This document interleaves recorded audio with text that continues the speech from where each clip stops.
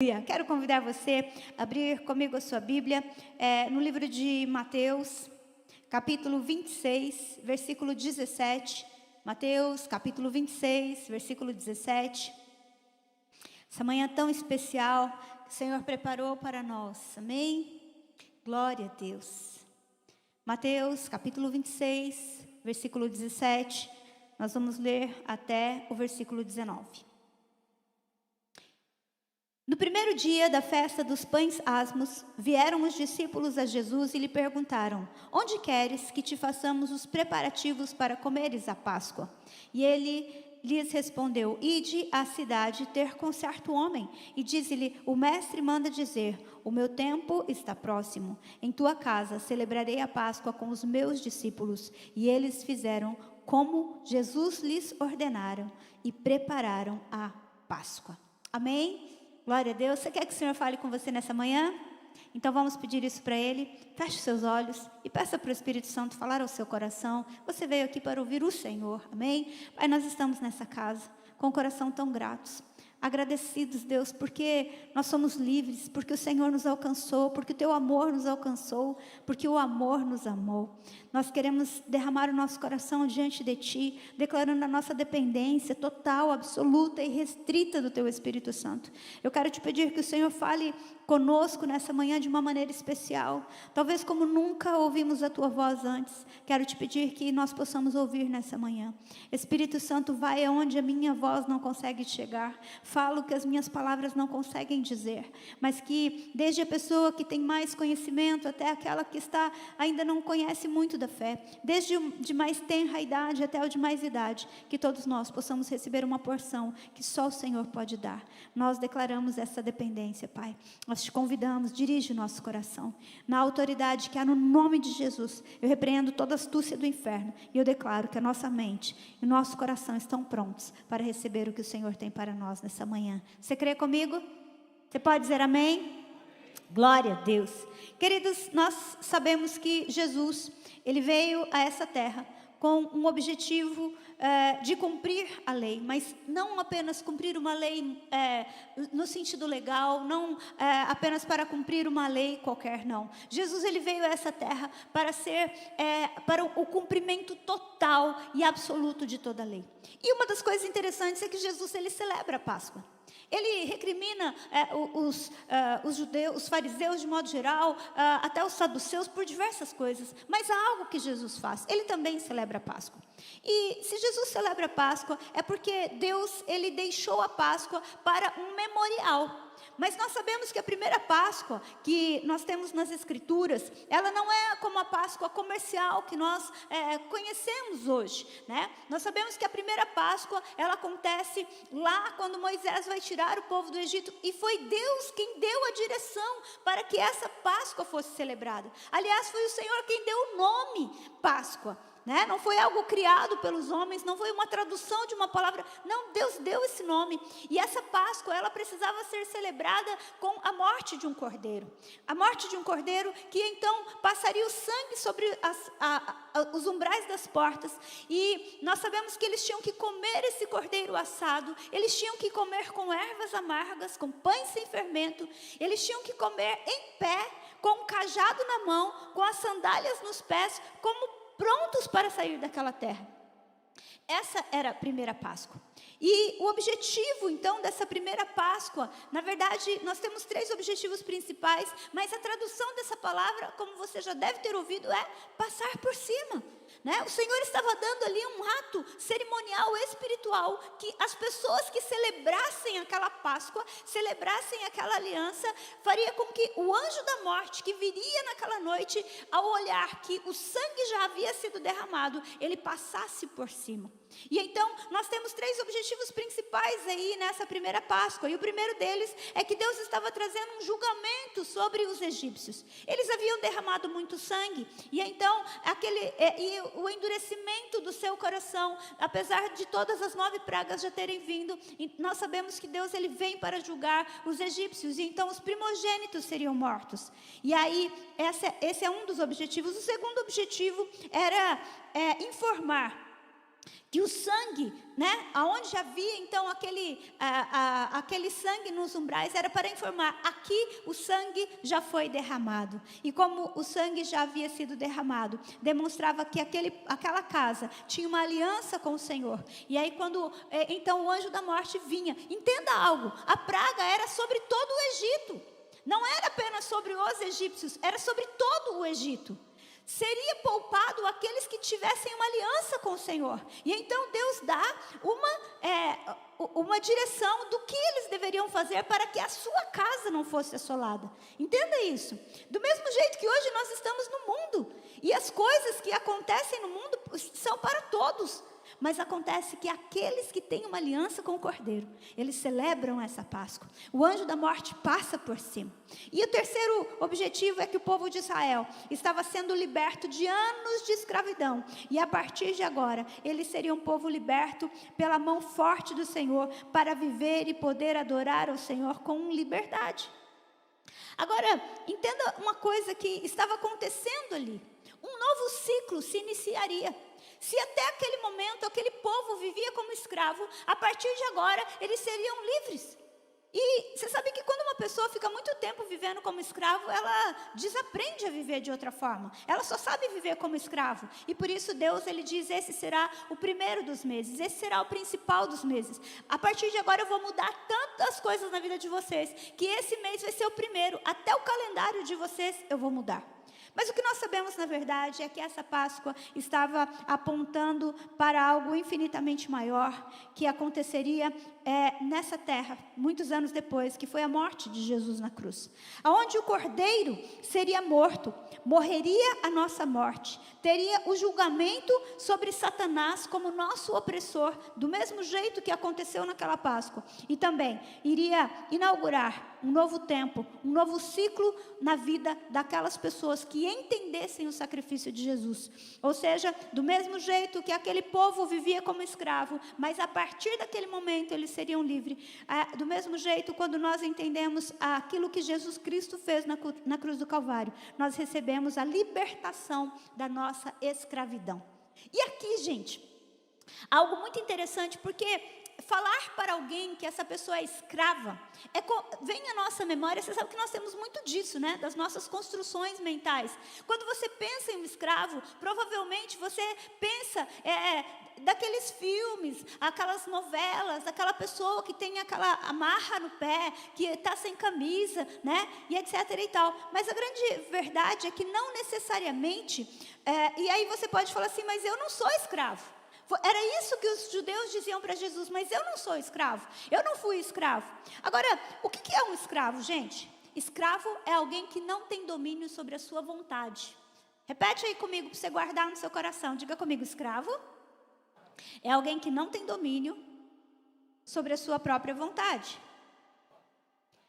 E aí, nós precisamos entender que houve um momento na história que quando Adão e Eva pecaram, estavam no jardim, eles eram livres, eles tinham domínio sobre si, eles tinham domínio sobre todas as coisas, mas houve um momento em que Eva, seduzida pela serpente, quando eles pecam, o que acontece com eles é que eles perdem essa autoridade.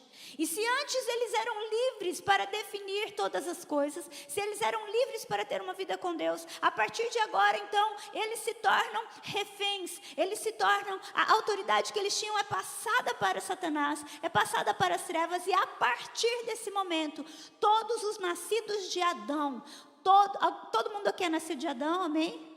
Então eu preciso contar uma coisa para você, todos os nascidos de Adão passaram a ser escravos. Não é uma escravidão física, mas é uma escravidão que envolve a nossa vontade. Se antes Adão e Eva tinham todo o domínio, agora eles passam a ser sujeitos ao domínio das trevas. Uma prova disso é que já na sequência nós vemos Caim matando Abel. Será que era isso que Deus sonhava? Não. Mas acontece que agora Satanás começa a impulsionar, a conduzir, e ele começa a fazer com que a pessoa não possa ter domínio sobre a sua própria vontade. Sabe quando você assiste aqueles filmes, eu lembro muito do Tom e Jerry, eu sei que é meio antigo, né, gente, mas tudo bem, deve ter em alguns outros também, que aparece o desenhinho, e quando a pessoa tem que tomar uma decisão, tem um demôniozinho de um lado e tem um anjinho do outro, não é assim? Aí o anjinho fica lá, olha, não faça isso. Aí o demôniozinho fica lá cutucando, vai, vai, vai. Então, embora isso possa ser engraçadinho, a grande verdade é que quando nós não temos o Senhor na nossa vida, a única coisa que vem tentar nos conduzir é a nossa consciência. Porém, a influência das trevas está ali, tentando dominar a nossa vontade, dirigindo as nossas conduções, dirigindo as nossas atitudes. E estou explicando isso para você entender, para que nós possamos entender a grandeza daquilo que Jesus fez. Mas aí, queridos, há algo tão interessante. Paulo vem dizer para nós que nós temos um segundo Adão. Paulo, ele vem dizer para nós que Jesus é o segundo Adão, e que do mesmo jeito que o primeiro Adão pecou e todo o pecado fez com que todos nós nos tornássemos escravos, agora aquilo que esse segundo Adão fez, ele torna a todos aqueles que chegam a ele dá uma condição para que nós possamos viver em liberdade. Vamos ler isso lá em Romanos capítulo 5, do 12 ao 17. Romanos capítulo 5, do versículo 12 ao 17.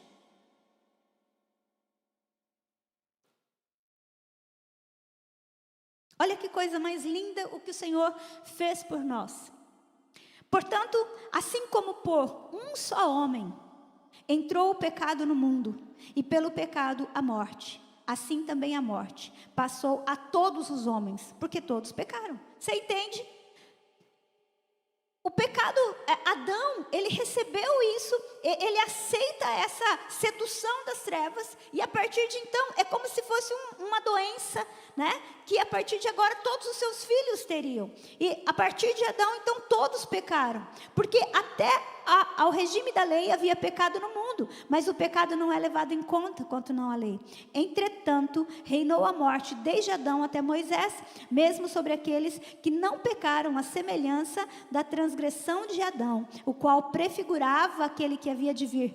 Todavia, não é assim o dom gratuito como a ofensa, porque se pela ofensa de um só morreram muitos, muito mais a graça de Deus e o dom pela graça de um só homem, Jesus Cristo, foram abundantes sobre muitos. Entenda isso. Então Adão foi e pecou, e o pecado veio sobre todos. Então aí vem Jesus, o segundo Adão, e ele paga não somente pelo pecado de Adão, mas pelo pecado de toda a humanidade. E ele faz algo tremendo, ele nos compra, queridos. Ele paga então a dívida que fazia com que Satanás tivesse a liberdade, o livre acesso para fazer o que ele quisesse com a raça humana. E aí Paulo vem dizer para nós lá no livro de Gálatas, no capítulo 5, versículo 1, olha que coisa linda que ele vem dizer para nós. Gálatas capítulo 5, versículo 1. Para a liberdade foi que Cristo nos libertou. Permanecei, pois, firmes, e não vos submetais de novo a jugo de escravidão. Veja isso, Paulo vem dizer, para a liberdade foi que Cristo vos libertou. E de novo você pode pensar assim, poxa, mas eu não era escravo, eu não sou escravo. Olha só o que o versículo 16 de Gálatas vem dizer para nós, para que fique mais claro. Digo, porém, andai no Espírito e jamais satisfareis a concupiscência ou os desejos, a vontade da carne. Porque a carne milita contra o Espírito e o Espírito contra a carne, porque são opostos entre si, para que não faças o que porventura seja do vosso querer. Agora presta atenção, nós não falamos que escravo é alguém que não tem domínio sobre a sua vontade? Sim ou não? Então Paulo vem dizer para nós que quando eu recebo Jesus, algo começa a acontecer em mim. O Espírito Santo, esse Espírito aqui é com E maiúsculo, o Espírito Santo, ele vai me inclinar para as coisas espirituais, para as coisas de Deus, para a vida de liberdade que Jesus me comprou. E a minha carne vai me chamar para viver uma outra vida. E vai haver uma guerra, sabe para quê? Para que eu não faça o que eu quero.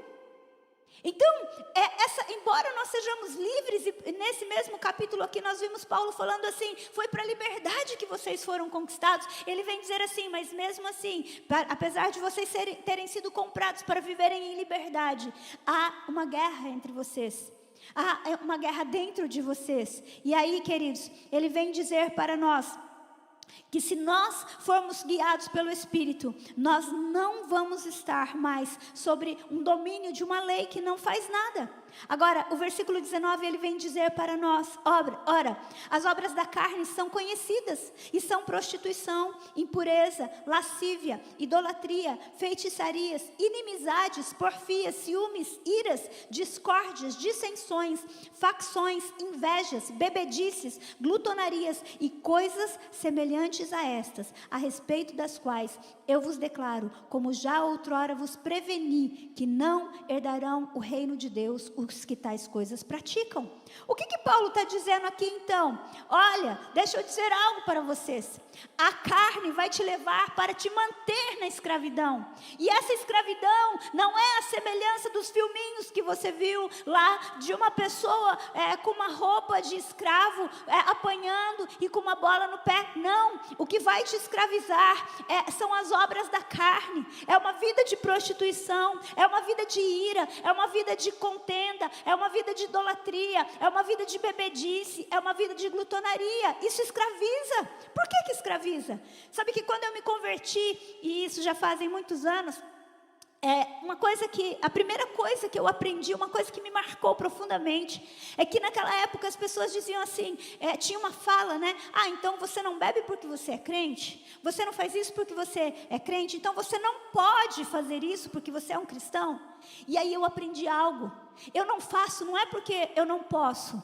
Eu não faço porque eu tenho a liberdade de dizer que eu não quero. Você entende a diferença?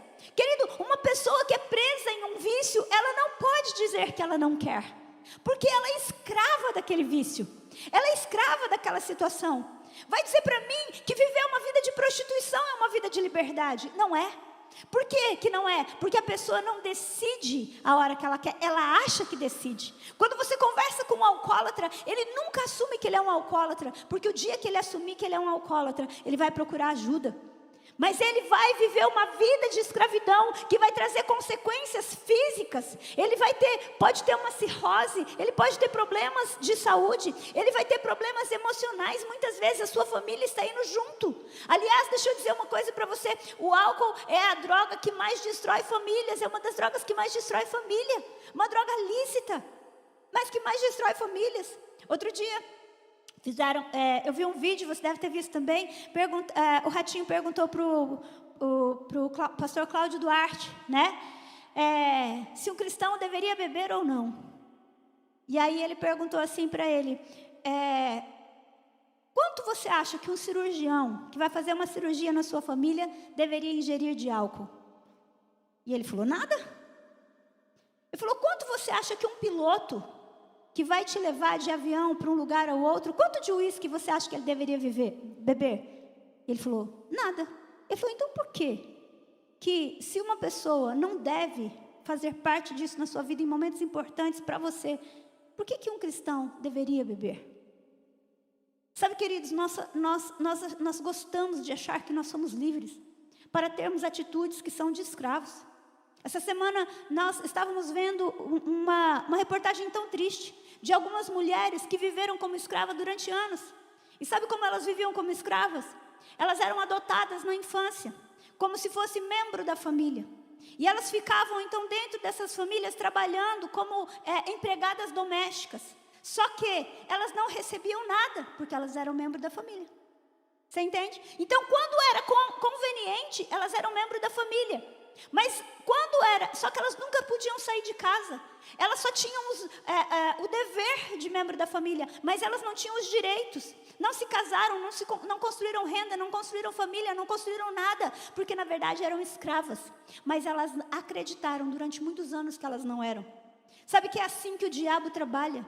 Ele trabalha de uma maneira que a pessoa acha que ela é livre, mas só que ela não tem o Senhor ali dirigindo a vida dela para que ela possa tomar a decisão do que ela deve ou não deve fazer.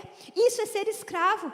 Olha a seriedade disso. A nossa natureza humana sem Jesus, ela vai nos inclinar. Paulo vem dizer aqui, olha, deixa eu dizer algo para vocês. Foi para a liberdade que Cristo conquistou vocês. E se você tem liberdade de escolha. Agora, a nossa carne, ela é uma carne que ela foi manchada pelo pecado. E ela tem uma tendência à escravidão. Do mesmo jeito que quando aquele povo saiu lá do Egito, eles eram para viver livre, mas eles estavam com saudade do tempo de escravos. Eles estavam com saudade das cebolas. Eles esqueceram que eles viveram ali como escravos. Assim também a nossa carne, quando nós vivemos por uma inclinação dela, acredite, a inclinação da carne, ela vai falar de morte. Nós não podemos dizer que uma pessoa que é guiada pela ira. Quantas vezes, né? Eu lembro de uma vez que a gente estava, eu não gosto muito de assistir esses programas que aparece um monte de reportagem policial, e eu acho que eles vão entulhando o coração da gente, sabe? Mas eu lembro uma vez que a gente estava num consultório médico, e eu fiquei vendo um rapaz, que o outro fechou ele no trânsito, e ele saiu perseguindo o outro, e quando deu a oportunidade, ele saiu, deu a volta e matou o cara, sem domínio próprio. Agora, quais foram as consequências disso? O que será que aconteceu com ele? Ele destruiu uma família e a vida dele foi destruída. Você fala para mim que isso é liberdade? Uma pessoa que não tem domínio próprio, uma pessoa que é guiada pela ira, uma pessoa que é guiada pela inveja, uma pessoa que é guiada pelo ciúme. Queridos, nós precisamos entender que Jesus, ele veio para nos tornar livres da nossa natureza humana. E aí a gente entende por quê? Porque o pecado, ele tem essa função de escravizar o homem. Sabe, não tem nada a ver com uma questão religiosa. Você é crente, você não pode isso. Você é cristão. Não, eu sou um cristão e eu tenho a liberdade de dizer que eu não quero. Eu não sou conduzido pelas minhas emoções. Eu não sou conduzido pelas minhas vontades. Eu não sou conduzido pelos meus sentimentos. Eu sou conduzido pelo Espírito Santo. É sobre isso. E aí a gente entende que o pecado tem essa função de escravizar o homem. E depois de escravizar, ele leva esse homem para a morte.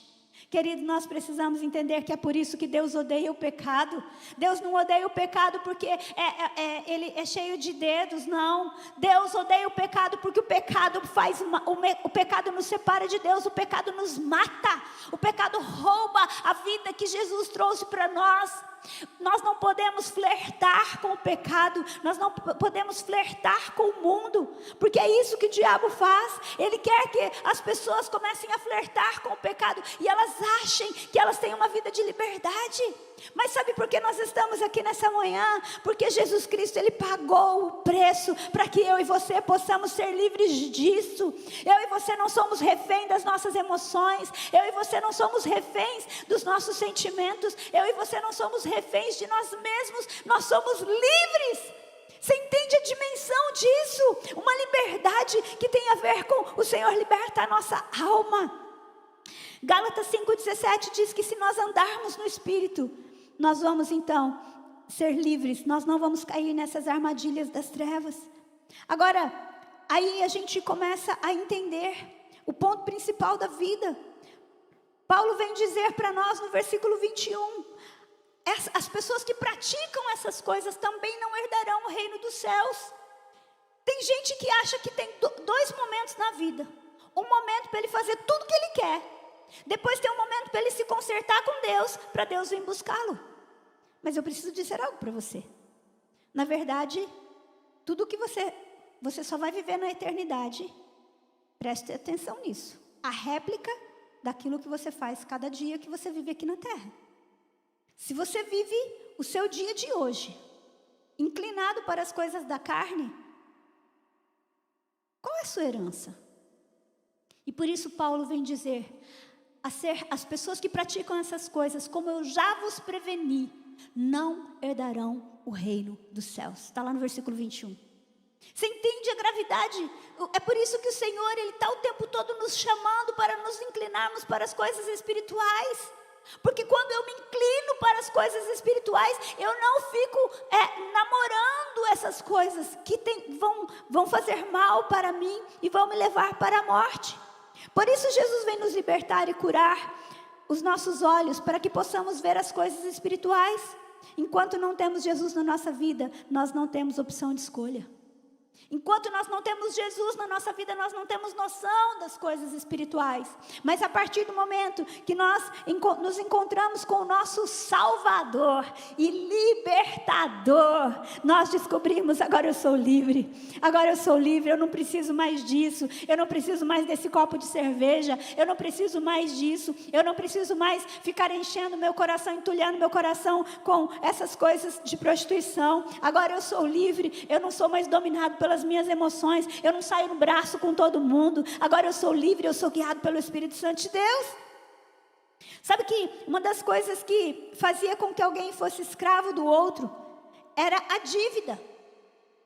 Quando nós lemos lá, principalmente no Novo Testamento, falando tanto sobre escravos, uma das coisas que fazia com que as pessoas fossem escravas ali, é que às vezes ela começava a se endividar, e por causa da dívida chegava ao ponto que ela não tinha mais nada para pagar, e então ela tinha que entregar a si mesma. E aí, gente, uma coisa muito interessante que acontece, já foi encontrado em vários escritos, né, em papiros, eles tinham como se fossem bancos, e nos boletos eles tinham uma palavra muito interessante. Quando as pessoas, ela estava endividada, se chegasse alguém, ela só poderia ser livre se aquela dívida fosse paga.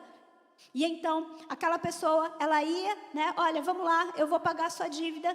E elas iam até a porta do que significava, tipo um cartório. E ela ficava lá do lado de fora. E havia um carimbo muito pesado, que quando aquela dívida estava paga, eles batiam, pá, aquele carimbo. E sabe o que estava escrito lá? Está pago. E sabe como que era essa palavra? Tetelestai, está pago. Deixa eu falar algo para você. Jesus Cristo, Ele quando morreu na cruz do Calvário, Ele fez questão de fazer com que nós tivéssemos toda a escravidão paga. E por isso a última palavra que Ele diz na cruz é Tetelestai, está pago, está consumado. A partir desse momento, Jesus, Ele paga toda a dívida humana. E agora nós fomos livres para escolher. E agora, a gente não peca mais? O que você acha? Gente, nós fomos transportados do império das trevas para o reino do Filho do amor de Deus. Mas se no jardim do Éden, no Éden, onde não havia o mal, estava Deus e estava ali Adão e Eva, a serpente veio tentar Adão e Eva, você acha que ele não vai tentar fazer isso conosco? Só que existe uma diferença. Enquanto você não recebe aquilo, antes de Jesus, nós vivíamos sob o domínio do pecado. Eu não tenho escolha, eu sou escravo. Então, é quase como uma marionete. Quando você recebe aquilo que Jesus Cristo pagou, a dívida está paga. O diabo não pode mais fazer com você aquilo que ele quiser. E a partir desse momento, nós não estamos mais sob o domínio do pecado. Porém, nós podemos viver sobre a influência do pecado. Então, Pedro diz em sua carta, 1 Pedro capítulo 5, versículo 8. 1 Pedro 5, 8. Quero ler com você esse texto, que eu acho extremamente relevante para guardarmos isso em nosso coração. 1 Pedro capítulo 5, verso 8. Vamos ler juntos?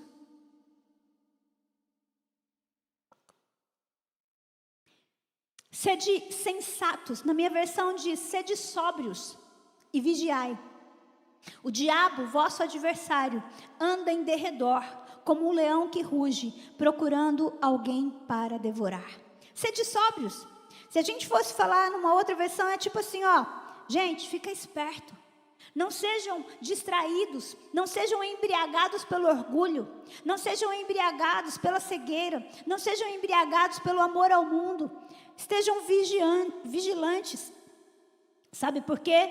Porque o diabo está procurando alguém embriagado para que ele possa pegar essa pessoa e fazer dela um escravo novamente. Você entende?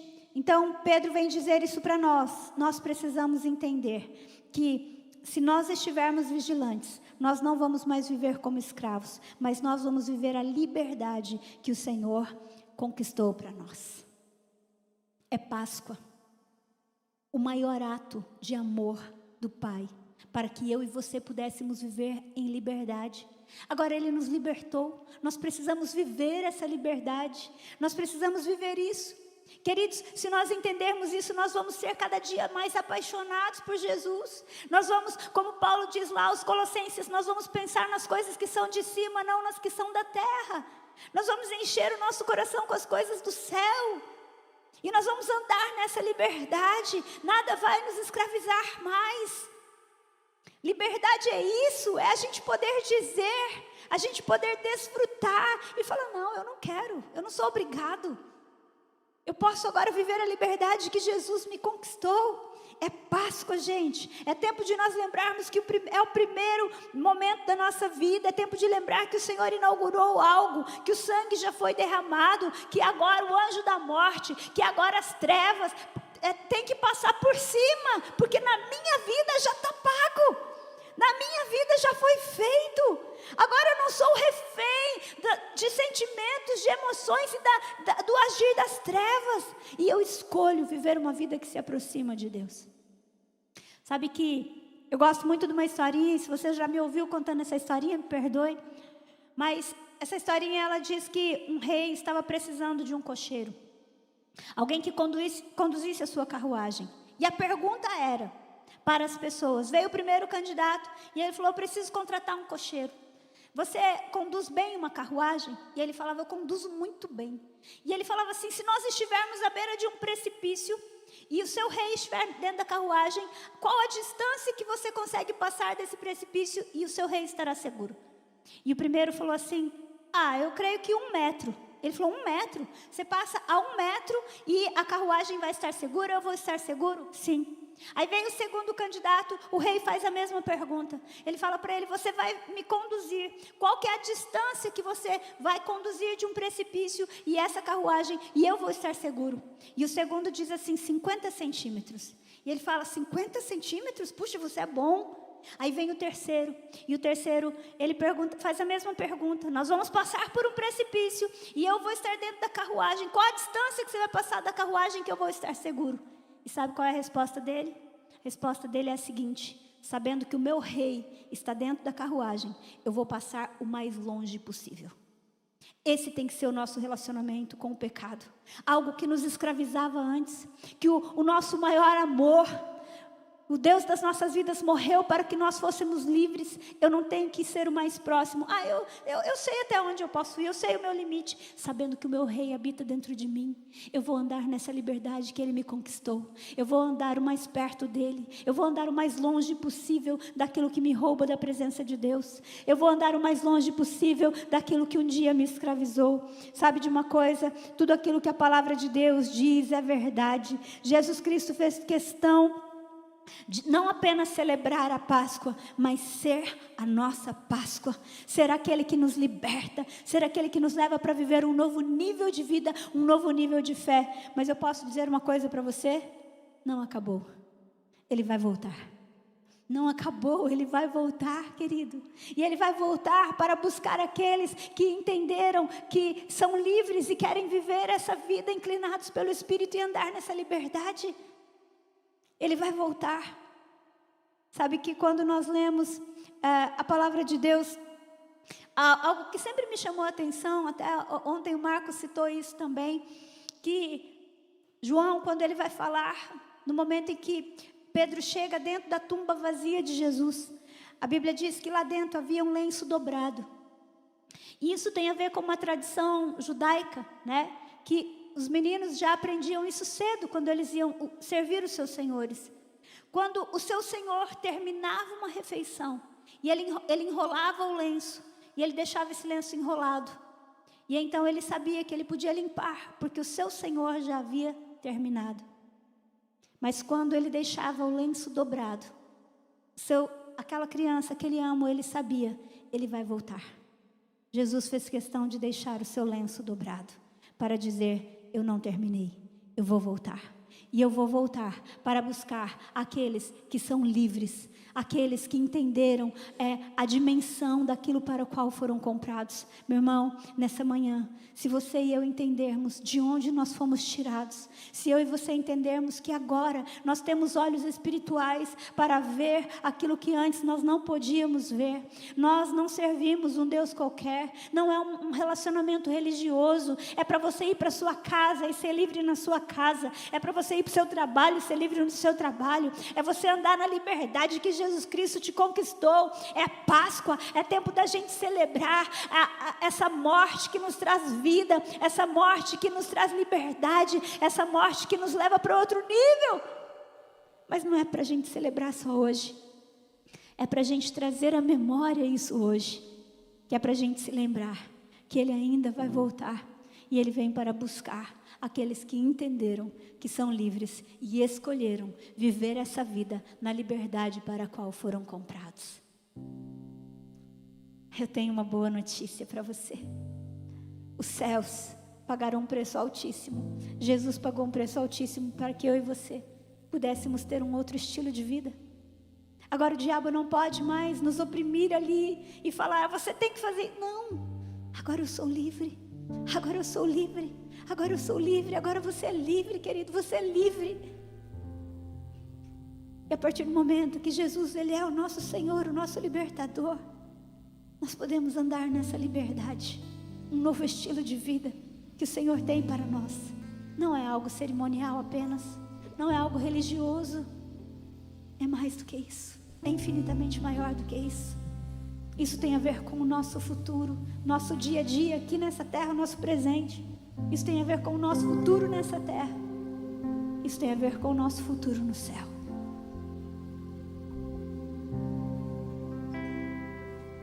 Enquanto toda a terra estava vendo aquele ato de amor na cruz, enquanto os discípulos não estavam entendendo nada, enquanto os céus sofriam aquela dor de Jesus, eles sabiam que dali a 3 dias, toda aquela dor, todo aquele sofrimento, nós vimos ontem aqui no nosso musical, aquelas cenas tão fortes, Jesus levou sobre ele, querido, toda a condenação. Você agora é livre. Eu agora sou livre, você é livre, você é livre. Você é livre. Satanás não tem mais domínio sobre a sua vida. Satanás não tem mais domínio sobre a sua casa. Não tem mais domínio sobre a sua vontade. Você é livre. Você é livre de papel passado no reino dos céus. Tetelestai, está pago. E agora a gente pode viver com a escolha dessa liberdade.